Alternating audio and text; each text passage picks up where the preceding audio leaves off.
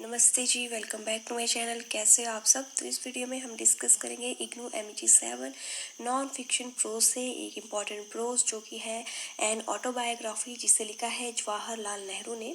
वो की तो ये जो ऑटोबायोग्राफी है ये नेहरू जी ने जून 1934 से लेकर फरवरी 1935 के बीच में लिखी है।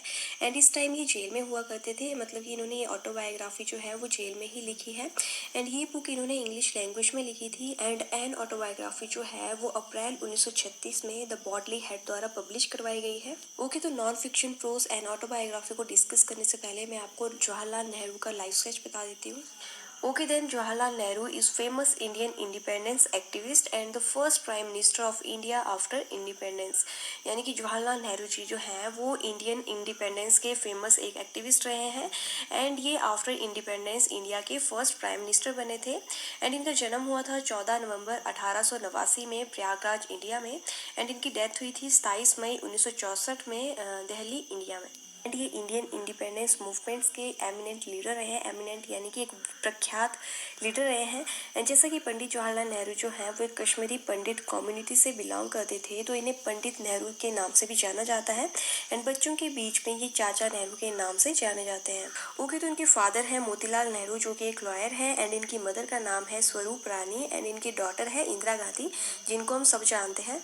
एंड जो नेहरू जी हैं उन्होंने अपनी जो पढ़ाई है वो लंदन से ही की है। पहले इन्होंने ट्रिनिटी कॉलेज कैम्ब्रिज से ग्रेजुएशन की है। एंड उसके बाद इनर टेम्पल से जो है ये एज अ बैरिस्टर ट्रेंड हुए हैं। एंड ये लगभग 7 सालों तक इंग्लैंड में ही रहे हैं। And Jawaharlal Nehru met Gandhi for the first time in 1916 at the annual meeting of Indian National Congress in Lucknow. यानी कि 1916 में लखनऊ में इंडियन नेशनल कांग्रेस की मीटिंग के दौरान ही पहली बार जवाहरलाल नेहरू जो हैं वो गांधी जी से मिले थे। एंड गांधी जी से मिलने के बाद जवाहरलाल नेहरू जो हैं वो गांधी जी के प्रिंसिपल्स से काफी ज्यादा इन्फ्लुएंस हुए थे। एंड गांधी जी नेहरू जी से लगभग 20 साल सीनियर भी थे। एंड 1919 में महात्मा गांधी ने रॉलेट एक्ट के अगेंस्ट एक अभियान शुरू किया था। एंड नेहरू जी ने महात्मा गांधी के इस सक्रिय एंड शांतिपूर्ण आंदोलन में भाग भी लिया था। एंड नेहरू ने महात्मा गांधी के प्रिंसिपल्स के अकॉर्डिंग वेस्टर्न क्लोथ्स एंड जो महंगी संपत्ति थी उसका त्याग भी किया था। एंड ये गांधी जी की तरह ही खादी पहनना जो है इन्होंने शुरू कर दिया था। एंड अपनी लग्जूरियस लाइफ को त्यागने का इनका एक और मेजर जो है रीज़न था वो ये था कि नेहरू जी जब भी इंडिया के लोगों की गरीबी को देखते थे तो उन्हें बहुत ज़्यादा दुख होता था कि खुद एक लग्जूरियस लाइफ जी रहे हैं एंड इनके देश के जो लोग हैं वो गरीबी से जूझ रहे हैं। तो इसीलिए फिर इन्होंने भी अपनी जो लग्जूरियस लाइफ है उसको त्याग कर जो है खादी पहनना जो स्टार्ट कर दिया था। एंड सिंपल लाइफस्टाइल जो है इन्होंने अटेन किया था। एंड जो जवाहरलाल नेहरू हैं वो 1919 से लेकर 1922 तक असहयोग आंदोलन में भी सक्रिय भागीदार रहे। एंड इस आंदोलन के दौरान नेहरू जी को फर्स्ट टाइम अरेस्ट भी किया गया। एंड ये कुछ दिनों बाद जो है रिहा हुए थे। एंड नेहरू जी जो है वो महात्मा गांधी जी को अपना गुरु मानते थे। एंड 1929 में जवाहरलाल नेहरू को कांग्रेस अधिवेशन में कांग्रेस का मुखिया चुना गया। एंड इस दौरान पूरे देश में पूर्ण स्वराज की मांग की जा रही थी, तो इसीलिए फिर नेहरू जी ने 31 दिसंबर 1929 को लाहौर में रावी नदी के किनारे पूर्ण स्वराज की मांग करते हुए सबसे पहले इंडिया का झंडा लहराया था। एंड नेहरू जी ने गांधी जी के हर आंदोलन में उनका साथ दिया था। एंड ऐसा माना जाता है कि पंडित जवाहरलाल नेहरू एंड महात्मा गांधी काफ़ी क्लोज फ्रेंड्स थे। एंड महात्मा गांधी के कहने पर ही पंडित जवाहरलाल नेहरू ने देश के प्रथम प्रधानमंत्री बनने का जो जिम्मा था वो उठाया था। एंड फिर 15 अगस्त 1947 को देश आज़ाद हुआ तो नेहरू जी को प्रथम प्रधानमंत्री जो है भारत का बनाया गया था। तो इसके बाद नेहरू ने जो है अपने देश की बुरी हालत के चलते देश को मॉडर्नाइज करने का दायित्व संभाला था। एंड इसीलिए नेहरू जी को आर्किटेक्ट ऑफ मॉडर्न इंडिया भी कहा जाता है। तो पंडित जवाहरलाल नेहरू को आर्किटेक्ट ऑफ मॉडर्न इंडिया इसीलिए कहा जाता है बिकॉज अगर जवाहरलाल नेहरू अपने मॉडर्न रिफॉर्म्स को इम्प्लीमेंट नहीं करते तो आज देश की जो डेमोक्रेसी है वो इतनी ज़्यादा पावरफुल नहीं होती। बिकॉज जब भारत आज़ाद हुआ था तो भारत की जो कंडीशन थी वो बहुत ही ज़्यादा ख़राब थी। एंड उस दौरान जो इंडियन नेटिव्स थे उनका जो एवरेज लाइफ स्पैन था वो भी सिर्फ 31 ईयर्स का होता था। एंड लगभग 80% लोग जो थे वो 2 वक्त का खाना तक अफोर्ड नहीं कर पाते थे। सिर्फ 20% लोग थे जो कि 2 टाइम का खाना खा पाते थे। एंड उस दौरान इंडिया की जो लिटरेसी थी उसकी भी बहुत बुरी हालत थी। इंडिया का लिटरेसी रेट जो है वो बहुत ही कम था, मतलब कि 20 से 30% लोग ऐसे थे जो सिर्फ पढ़ ही पाते थे एंड 20 से 30% लोग ऐसे थे जो सिर्फ लिख पाते थे। तो ओवरऑल देखा जाए तो उस टाइम पे जो लिटरेसी थी वो बहुत ही उसकी बुरी हालत थी, मतलब कि 20 से 30% आप लोग मान लो जो कि एजुकेटेड हुआ करते थे। अदरवाइज जितने भी लोग थे नेटिव इंडिया के वो सारे के सारे इलिटरेट होते थे। इवन जो अदर कंट्रीज थी वो इंडिया के बारे में यही सोचती थी इंडिया इतना ज़्यादा गरीब है, इतना ज़्यादा इलिटरेट है, तो कुछ ही सालों में इंडिया की जो इकोनॉमी है वो कोलैप्स हो जाएगी। बिकॉज आपको पता है कि सब जानते थे कि अंग्रेजों ने सोने की चिड़िया कहा जाने वाले जो भारत है उसका जो सब कुछ लूट लिया था एंड वो यहाँ से हर चीज़ लूट के चले गए थे। तो इस वजह से जो भारत की जीडीपी थी वो उस टाइम पे नेगेटिव में चली गई थी, इतना बुरा हाल था इंडिया का। लेकिन नेहरू जी एंड उनके साथ वल्लभ भाई पटेल जैसे नेताओं ने उन अपनी स्ट्रेटजीज के थ्रू भारत की जो स्थिति है उसको सुधारा था। एंड नेहरू जी ने मेन फोकस जो था वो नेटिव इंडियन एजुकेशन पर दिया था एंड इसीलिए इन्होंने बहुत से स्कूलों को मॉडिफाई करवाया था एंड नए नए स्कूल इन्होंने खुलवाए थे। एंड पंडित जवाहरलाल नेहरू ने प्रधानमंत्री बनने के बाद एक ऐसी कैबिनेट बनाई जिसमें इन्होंने 5 नॉन कांग्रेस मेंबर्स को जो है शामिल किया एंड उनमें से BR अम्बेडकर भी एक थे। एंड नेहरू जी की जो कैबिनेट थी ये रिप्रेजेंट करती थी मॉडर्न इंडिया को, बिकॉज इनकी कैबिनेट में इन्होंने हर धर्म हर कास्ट के मेंबर्स को शामिल किया था। तो फिर जवाहरलाल नेहरू जी जो हैं वो अगस्त 1947 से लेकर अपनी डेथ तक यानी कि 27 मई 1964 तक इस देश के प्रधानमंत्री रहे हैं। तो जवाहरलाल नेहरू जी के बारे में बहुत कुछ है डिस्कस करने को, लेकिन इस वीडियो में मैं वो इंक्लूड नहीं कर सकती हूँ बिकॉज हमारा जो मेन टॉपिक है वो है इनकी ऑटोबायोग्राफी जो इन्होंने लिखी थी। तो मैं यहीं पर इनकी जो बायोग्राफी है, इनका जो लाइफ स्केच है वो ख़त्म करती हूँ। बस एक मेन पॉइंट है कि इनकी जो मेन वर्क्स हैं वो मैं आपको बता देती हूँ। एक्चुअली जब ये जेल में थे तो इन्होंने 3 मेन वर्क्स लिखे थे अपने जो बहुत ज़्यादा फेमस है। एक है आपका एन ऑटोबायोग्राफी जो कि 1936 में पब्लिश हुई थी, जो हमारा आज का टॉपिक है जिसको मैं अब आगे डिस्कस करूंगी।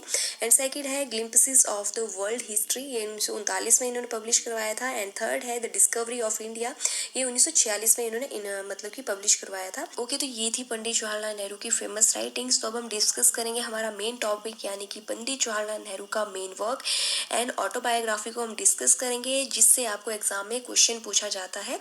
तो अब हम हमारा जो मेन टॉपिक है उस पर चलते हैं। ओके, तो जवाहरलाल नेहरू ने एन ऑटोबायोग्राफी जो है वो लिखी थी जून 1934 से फरवरी 1935 के बीच में जेल में।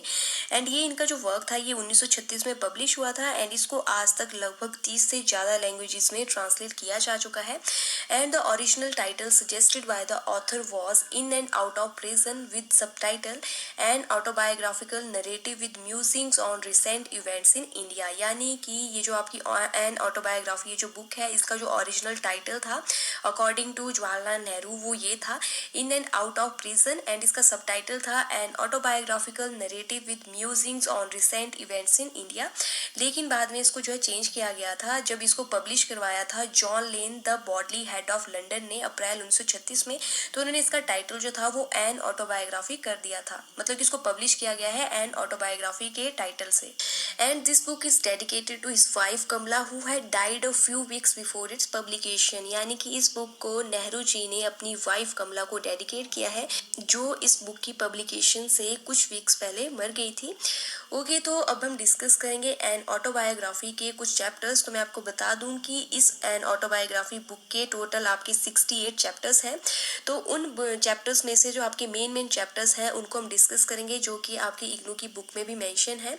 तो आपके जो मोस्ट इंपॉर्टेंट चैप्टर्स हैं वो हैं आपके 6 चैप्टर। तो वो 6 चैप्टर कौन कौन से हैं वो मैं आपको बता देती हूँ। तो सबसे पहले है chapter first decent from Kashmir, ये आपका टाइटल है चैप्टर फर्स्ट का। एंड उसके बाद है चैप्टर फोर्थ जिसका टाइटल है हैरो एंड कैम्ब्रिज। एंड उसके बाद है आपका चैप्टर 7 जिसका आपका हेडिंग है the coming of Gandhi, Satyagraha and Amritsar. And उसके बाद है chapter 30 in Naini prison. And उसके बाद है chapter 54 the record of British rule. And last chapter है आपका 68 चैप्टर जो कि है एक एपिलॉग। ओके, तो ये 6 चैप्टर जो है वो इस एन ऑटोबायोग्राफी बुक के मोस्ट फेमस चैप्टर हैं। तो हम बारी बारी से इन सभी चैप्टर्स को डिस्कस करेंगे एंड हम जानेंगे कि नेहरू जी ने इन चैप्टर में क्या क्या कहा है एंड किस बारे में उन्होंने इसमें बात की है। तो सबसे पहले हम डिस्कस करेंगे chapter first decent from Kashmir. Okay, तो इस फर्स्ट चैप्टर में नेहरू जी ने लार्ज प्रॉस्पेरियस यानी कि एक समृद्ध फैमिली में अपने लोनली चाइल्डहुड के बारे में बताया है। बिकॉज आपको पता होगा कि नेहरू जी जो हैं वो काफ़ी रिच फैमिली से बिलोंग करते थे। तो उन्होंने अपनी फैमिली में जो इनका लोनली चाइल्डहुड है उसके बारे में इस फर्स्ट चैप्टर में बताया है। एंड इसमें नेहरू जी ने कश्मीरी पंडित्स के ऑरिजिन के बारे में भी बताया है, स्पेशली उनके एंसेस्टर राजकौल के बारे में जो कि सम्राट फारूक सियर के पास दिल्ली माइग्रेट होकर चले गए थे। एक्चुअली एक तरह से देखा जाए तो इस चैप्टर में नेहरू जी ने 1716 में उनके एंसेस्टर की दिल्ली माइग्रेशन के बारे में एक्सप्लेन किया है। एंड इन्होंने 1857 की रिवॉल्ट यानी कि 1857 की क्रांति के बाद इनकी फैमिली का आगरा में सेटल हो जाना, वो भी इस चैप्टर में इन्होंने एक्सप्लेन किया है। तो ये था आपके फर्स्ट चैप्टर की डिटेल। एंड हाँ, मैं आपको एक चीज़ क्लियर कर दूँ कि पर चैप्टर जो है आपका बहुत ज़्यादा लेंथी है, तो मैं जस्ट आपको ओवरव्यू दूंगी क्योंकि आपकी जो बुक है उसमें भी ओवरव्यू ही मेंशन किया गया है। तो अब हम डिस्कस करेंगे हमारा नेक्स्ट चैप्टर जो कि है चैप्टर 4, जिसका हेडिंग है हैरो एंड कैम्ब्रिज। ओके, तो इस चैप्टर में नेहरू ने इंग्लैंड के एक एक्सपेंसिव स्कूल यानी कि हैरो में उनकी एजुकेशन के बारे में बताया है। एंड उन्होंने ये भी बताया है कि हैरो के बाद वो ट्रिनिटी कॉलेज कैम्ब्रिज में भी पढ़े हैं। एंड उसके बाद इनर टेम्पल में उन्होंने अपनी जो बैरिस्टर की जो ट्रेनिंग है वो ली थी। एंड इस चैप्टर में नेहरू जी ने कुछ Indian students and Indian leaders के बारे में भी बताया है जिनसे वो इंग्लैंड में उस टाइम पे मिले थे। एंड नेहरू ने ये भी बताया है कि वो इंग्लिश एंड इंग्लिश राइटर्स को बहुत ज़्यादा पसंद करते हैं। फॉर एग्जाम्पल जैसे कि ऑस्कर विल्ड, वॉल्टर जो है वो इनके फेवरेट हुआ करते थे एंड उनसे ये काफ़ी ज़्यादा इन्फ्लुएंस्ड थे। मतलब कि एक तरह से देखा जाए तो जो इनकी ऑटोबायोग्राफी है ये इन्होंने अपने पास्ट के ऊपर लिखी है। इनके पास्ट में जो भी इन्होंने चीज़ों को देखा है, जो भी इनके साथ हुआ है, इन्होंने हर चैप्टर में बहुत ही डिटेल में वो चीज़ें बताई हैं। तो इसके बाद ये जो आपका चैप्टर है हैरो एंड कैम्ब्रिज, ये नेहरू जी ने उस दौरान लिखा था जब उनकी वाइफ कमला जो है वो सीरियस इलनेस से जूझ रही थी। एंड इस चैप्टर में नेहरू ने इंडियन फ्रीडम के लिए उनके जो ड्रीम्स हैं उनको भी रिवील किया है। एंड इसमें नेहरू ने Indian politics related big events के बारे में भी लिखा है। ओके, तो ये था हमारा चैप्टर 4। तो अब हम डिस्कस करेंगे चैप्टर 7 जो कि है the coming of Gandhi ji, Satyagraha and Amritsar. Okay, तो इस चैप्टर में नेहरू जी ने इंडिया का वर्ल्ड वॉर 1 के बाद का जो सीन है वो डिस्क्राइब किया है। आप कह सकते हो कि 1919 के बाद का जो सीन है वो डिस्क्राइब किया गया है, जिस दौरान इंडिया की जो मिडिल क्लासेस है उनमें महान संवैधानिक चेंजेस की लहर दौड़ रही थी। एंड इस दौरान इंडिया में रॉलेट बिल जो है पास किया गया था इंपीरियल लेजिस्लेटिव काउंसिल के द्वारा। हालांकि इस एक्ट को जो है यूनिवर्सली काफ़ी ज़्यादा अपोज किया गया था, बट फिर भी ये एक्ट जो है लागू हुआ। एंड ये जो रॉलेट एक्ट है ये पास किया गया एंड इसके तहत ब्रिटिश इंडियन पुलिस को ये पावर मिल गई कि वो बिना किसी रीज़न के किसी भी इंसान को अरेस्ट कर सकती है, उन पर मुकदमा कर सकती है एंड उनको टॉर्चर कर सकती है। एंड इस एक्ट का पर्पज़ ये था कि जो भी नेशनलिस्ट मूवमेंट जो है वो कंट्री में ग्रो कर रहे थे, जो ब्रिटिश गवर्नमेंट के अगेंस्ट इंडियन लोग जो है वो फ्रीडम के लिए स्ट्रगल कर रहे थे, वो इन सब चीज़ों को कुचलना चाहते थे। तो नेहरू जी ने इस चैप्टर में बताया है कि इस ऑप्रेसिव रॉलेट एक्ट के अगेंस्ट फिर गांधी जी ने जन साधारण के साथ सक्रिय एंड शांतिपूर्ण सत्याग्रह आंदोलन स्टार्ट किया था। एंड जैसा कि आपको पता भी होगा कि जब रॉलेट एक्ट जो है लागू किया गया था तो उसी दौरान जनरल डायर ने जलियांवाला बाग में हजारों बेकसूरों को जो है गोलियां मारकर मार डाला था। तो इस जलियांवाला बाग हत्याकांड से जो जनता है वो काफ़ी ज़्यादा भड़क गई थी एंड देश में नेशनल मूवमेंट्स जो है वो काफ़ी ज़्यादा ग्रो करने लगे थे। मतलब कि नेशनल मूवमेंट्स को एक न्यू शेप मिली। कि तो हम देख सकते हैं कि इस चैप्टर में बेसिकली नेहरू जी ने महात्मा गांधी जी की लीडरशिप क्वालिटी एंड उनकी पावर की फैसिनेटिंग ग्लिम्स दी है। एंड उन्होंने मतलब कि एक तरह से महात्मा गांधी पर जो है फोकस किया है इस चैप्टर में कि कैसे महात्मा गांधी जी ने खिलाफत लीडर्स का भरोसा जीता था जिनको गांधी जी की नॉन वायलेंस पॉलिसी पर इवन शक था। तो मैं ज़्यादा डिटेल में नहीं जाऊंगी। तो इस चैप्टर में नेहरू जी ने महात्मा गांधी जी एंड उनके सत्याग्रह पर बेसिकली ज़्यादा फोकस किया है। ओके, तो अब हम डिस्कस करेंगे हमारा अगला चैप्टर जो कि है चैप्टर 30, जिसका टाइटल है इन नैनी प्रिजन। एंड हाँ, मैं आपको एक चीज़ क्लियर कर दूं कि बुक में आपके जो चैप्टर्स की जो नंबरिंग थी वो रोमन अंक में थी, इसीलिए मैंने आगे ब्रैकेट में इनकी जो न्यूमेरिक जो इनका फॉर्म है वो भी लिखी है ताकि आप लोगों को कन्फ्यूजन ना हो, बिकॉज कई ऐसे हो सकते हैं जिनको कि रोमन अंक जो है समझ नहीं आते हैं। तो इसीलिए मैंने आगे ब्रैकेट में इनका जो रियल नंबर है वो भी लिखा है। ओके, तो जान लेते हैं इन नैनी प्रिजन चैप्टर के बारे में। ओके, तो नेहरू जी ने अपने जेल के एक्सपीरियंसेस पर इस बुक एंड ऑटोबायोग्राफी में लगभग 12 चैप्टर्स लिखे हैं। एंड उन्हीं में से एक चैप्टर है इन नैनी प्रिजन, जिसमें नेहरू जी ने अपने जेल के एक्सपीरियंसेस को शेयर किया है। ओके, तो नेहरू जी ने अपने जेल के एक्सपीरियंसेस को उस दिन से स्टार्ट किया है जब वो फर्स्ट टाइम जेल गए थे एंड उन्हें एलिपोर जेल में जो है रखा गया था। एंड उसके बाद उन्हें देहरादून जेल में रखा गया एंड फाइनली वो अल्मोड़ा जेल में रहे थे। ओके, तो चैप्टर 30 में नेहरू जी ने प्रिजनर्स की दयनीय हालत के बारे में बताया है कि कैसे वो लोग एक छोटी सी काल कोठरी में होते थे जिसे वो कुत्ता घर कहकर पुकारते थे। एंड इन्होंने बताया है कि कैसे कैसे इन्हें मतलब वहाँ पर लोगों के चीखने की, उनके रोने की जो नॉइस है वो सुनाई पड़ती थी। एंड कैसे प्रिजनर्स से जो है इनह्यूमन प्रैक्टिसेस करवाई जाती थी, जैसे कि उनसे जानवरों के जैसे काम करवाया जाता था। नेहरू जी ने बताया है कि उनके एनक्लोजर के सामने ही एक यूज वाटर पंप का काम चला था, जिस काम के लिए जो है प्रिजनर्स को लगाया गया था एंड उनसे दिन रात काम लिया जाता था। मीन्स कि इस चैप्टर में नेहरू जी ने इंडियन प्रिजन के हर्टलेस एडमिनिस्ट्रेशन के बारे में बताया है, जो हर्टलेस इंडियन ब्रिटिश गवर्नमेंट के अंडर काम कर रहे थे। एंड इस चैप्टर में नेहरू जी ने बताया है कि उस जेल में प्रिजनर्स के साथ criminal and non criminal basis पर ट्रीटमेंट नहीं किया जाता था, बल्कि इस जेल में यूरोपियन एंड इंडियन प्रिजनर्स के अकॉर्डिंग ट्रीटमेंट मिलता था। मतलब कि इंडियन प्रिजनर्स के साथ जो है डिस्क्रिमिनेशन होता था, यूरोपियन प्रिजनर्स को अच्छी फैसिलिटी दी जाती थी एंड इंडियन प्रिजनर्स को जो है जानवरों के जैसे ट्रीट किया जाता था।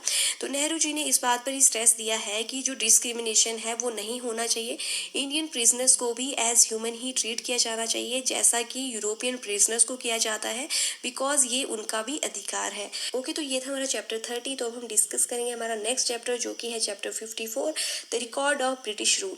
ओके, तो इस चैप्टर में नेहरू जी ने English man and English rule को लेकर उनकी जो व्यूज हैं उसको बताया है। हालांकि इस बुक यानी कि एन ऑटोबायोग्राफी में थ्रू आउट उन्होंने इसी चीज़ के ऊपर बात की है, यानी कि इंग्लिश रूल के बारे में ही उन्होंने अपने थॉट्स को एक्सप्रेस किया है। लेकिन ये जो पर्टिकुलर चैप्टर है, यहाँ पर इन्होंने English man and English rule को लेकर इनके जो पर्टिकुलर थॉट्स हैं उनको स्पेशली हाईलाइट किया है। तो इस चैप्टर में नेहरू ने ब्रिटिश रूल के बिहेवियर पर नाराजगी जताई है। नेहरू जी मानते हैं कि व्यक्तिगत रूप से उन्हें अंग्रेजों के खिलाफ कोई भी उनके मन में भावना नहीं है। एंड इन्होंने यहाँ पर एक लाइन भी दी है, in my heart I rather admire the English. यानी कि नेहरू जी बता रहे हैं कि उनको इंग्लिश रूल से प्रॉब्लम है, लेकिन उनको इंग्लिश लोगों से प्रॉब्लम नहीं है। तो इस चैप्टर में नेहरू जी ने ये भी बताया है कि उनके जो फादर है वो एंटी ब्रिटिश थे, तो उन्होंने इंग्लिश क्लब की जो मेंबरशिप थी उसको भी ठुकरा दिया था। लेकिन नेहरू जी ने इस चैप्टर में ये बताया है कि हालांकि वो इंग्लिश रूल को उतना पसंद नहीं करते थे, लेकिन वो फिर भी अंग्रेजों के आभारी हैं, बिकॉज उनकी वजह से इंडिया को साइंस एंड इंडस्ट्रियलाइजेशन का गिफ्ट मिला है।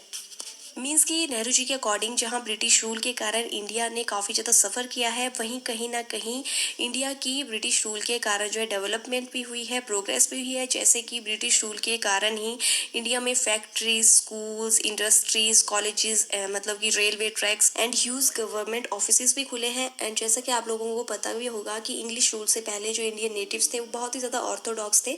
तो इंडियन नेटिव्स की जो माइंड है वो मॉडर्नाइज भी कहीं ना कहीं वेस्टर्न कल्चर की वजह से ही हुए हैं। तो नेहरू जी जो हैं वो एक तरह से इस चैप्टर में बता रहे हैं कि उनको इंग्लिश रूल तो पसंद नहीं है, बिकॉज उन्होंने रूलिंग जो की है वो इंडिया पर उतने मतलब बहुत ही बुरे तरीके से की है। उन्होंने इंडिया को मतलब कि एक तरह से अपने बेनिफिट के लिए यूज़ किया है, लेकिन कहीं ना कहीं इंग्लिश रूल की वजह से इंडिया की प्रोग्रेस भी हुई है। तो ये था हमारा चैप्टर 54। तो अब हम डिस्कस करेंगे हमारा लास्ट चैप्टर, जो कि है 68 चैप्टर, जो कि है एपिलॉग। तो ये एपिलॉग नेहरू जी ने 14 फरवरी 1935 में ऐड किया था। एंड नेहरू जी की जो सज़ा है उसकी पूरी होने के लगभग 5.5 मंथ पहले ही नेहरू जी को 4 सितंबर 1935 को अल्मोड़ा डिस्ट्रिक्ट जेल से रिहा कर दिया गया था, बिकॉज उनकी वाइफ की अचानक डेथ हो गई थी। तो इस एपिलॉग में नेहरू जी ने स्वार्सवॉल्ड एंड वेटनवीलर के बारे में बताया है। ये दोनों प्लेसेस आपकी जर्मनी में है, जहाँ पर कमला जी को ट्रीटमेंट दिया जा रहा था। एंड इसमें इन्होंने ये भी बताया है कि ये एक अनोखे मिक्सचर है ईस्ट एंड वेस्ट के। तो ये था हमारे लास्ट चैप्टर यानी कि 68 चैप्टर की डिटेल। तो यहाँ पर हमारे सभी चैप्टर्स हमने बारी बारी से डिस्कस कर लिए। तो यही था जवाहरलाल नेहरूज एंड ऑटोबायोग्राफी के बारे में। आई होप आप लोगों के लिए वीडियो हेल्पफुल रहेगी। एंड अगर आपको वीडियो थोड़ी सी भी अच्छी लगेगी तो प्लीज़ वीडियो को लाइक करना, शेयर करना एंड मेरे चैनल को सब्सक्राइब करना, ताकि मेरी अपकमिंग वीडियोज़ की आपको नोटिफिकेशन मिल जाए। एंड अभी MEG 7 पर और भी वीडियोज़ आने वाली हैं, तो अगर आपको वो भी देखनी है तो प्लीज़ आप चैनल को जरूर सब्सक्राइब करना। ओके, तो मिलते हैं हमारी नेक्स्ट वीडियो में। Till then take care, bye bye.